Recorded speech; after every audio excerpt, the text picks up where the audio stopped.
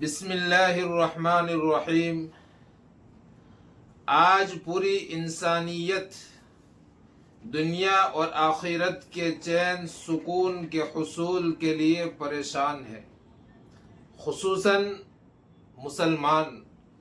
چین سکون حاصل کرنے کے لیے مسلمان سب کچھ کر گزرتا ہے، پھر بھی چین سکون نصیب نہیں ہوتا۔ اس کی اصل وجہ کیا ہے؟ کبھی انسان کا ذہن اس کی طرف نہیں جاتا ہے۔ میں آپ کو بتاؤں اس کی اصل وجہ کیا ہے؟ اپنے قیمتی وقت کا ضیاع، دوست و احباب کے ساتھ ادھر ادھر کی مجالس میں بیٹھ کر گھنٹوں بتا دینا۔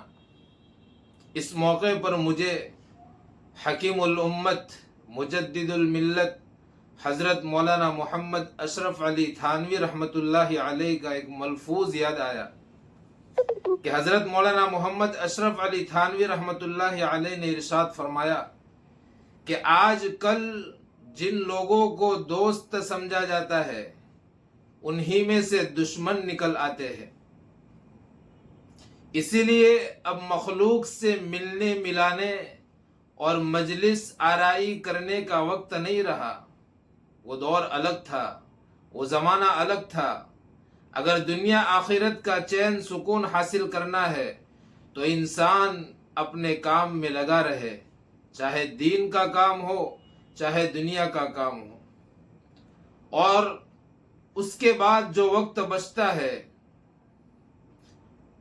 اس وقت کو اللہ کی یاد میں گزارے، کچھ وقت اہل خانہ کے ساتھ گزارے۔